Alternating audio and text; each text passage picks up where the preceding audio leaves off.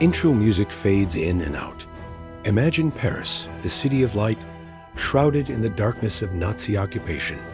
Above ground, jackboots echo on the cobblestones. But beneath the streets, in a sprawling, lightless labyrinth, a different kind of war is being waged. This isn't a story of grand battles and clashing armies. This is the story of sabotage, of silent resistance fought in the shadows. Welcome to the hidden history of the Paris catacombs during World War II. When we think of the French resistance, images of brave men and women in barracks, passing coded messages in bustling cafes, often come to mind.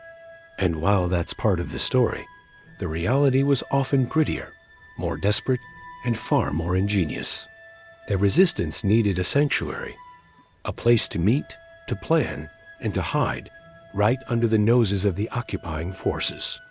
They found it in the most unlikely of places, the ancient, sprawling network of tunnels and quarries that honeycomb the earth beneath Paris. These aren't the well-lit. We're talking about over 200 kilometers of unmapped, unlit, and treacherous passages. A subterranean world of limestone and bone, known only to a select few. Quarry workers, urban explorers known as cataphiles, and now the resistance. For the Nazis, this underground realm was a terrifying unknown. They knew it existed, but its sheer scale and complexity made it impossible to control. For the resistance, this was their home turf, a strategic advantage of immense value. Think about it. A secret highway system crisscrossing the city, invisible to the enemy above. You could enter a manhole in one district and emerge blocks away, having completely evaded patrols and checkpoints. A communist activist and a key leader in the Parisian resistance. Before the war, he was a metal worker, a union man. During the war, he became the architect of Paris's liberation from below. He recognized the catacombs not just as a hiding place, but as a command center. In August 1944, as Allied forces closed in on Paris, the city was a powder keg. The German garrison, under General von Choltitz, had orders from Hitler himself. If Paris could not be held, it was to be destroyed. Bridges, landmarks, entire city blocks, all were to be reduced to rubble. The resistance had to act fast. Deep beneath the Denfert Rochereau Square, in an old quarry chamber, just a stone's throw from the German underground headquarters, Roll Tanguy established his command post. Picture the scene. Bare stone walls, flickering lamplight, maps spread out over makeshift tables. Wires for field telephones snaked through the damp tunnels, connecting this subterranean nerve center to resistance cells scattered across the city. From this hidden bunker, Roll Tanguy coordinated the uprising that would ultimately save Paris. But the catacombs were more than just a command post. They were a lifeline.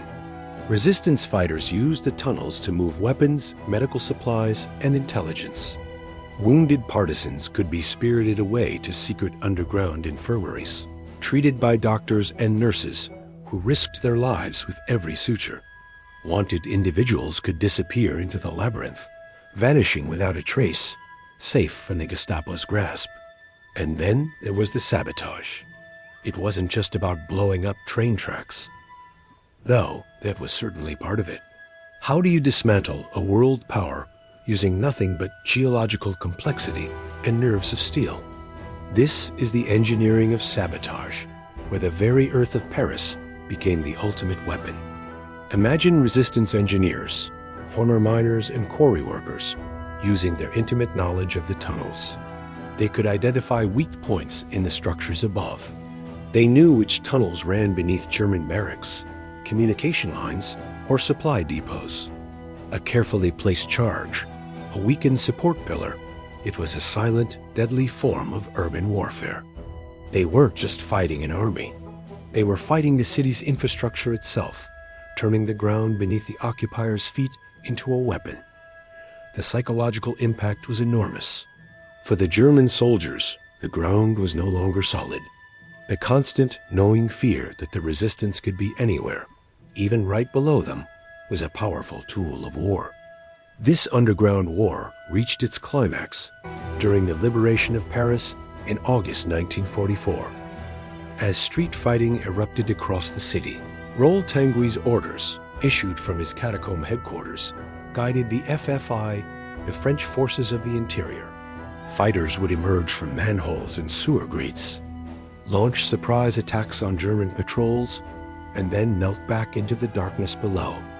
They turned Paris into a guerrilla warfare nightmare for the occupying forces.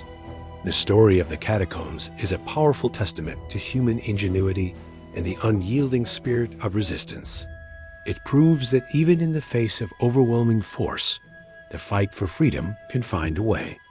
It can flourish in the most unexpected places, in the darkness, in the silence, deep beneath the earth.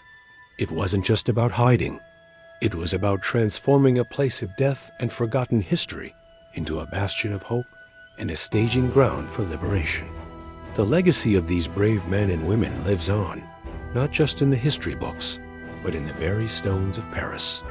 The next time you walk those beautiful streets, remember that just a few meters below your feet lies another city, a city of shadows that played a crucial role in saving the City of Light. Thanks for watching. If you found this hidden history as fascinating as I do, make sure to like this video and subscribe for more untold stories from the past. Let us know in the comments what other historical mysteries you'd like us to explore. Until next time.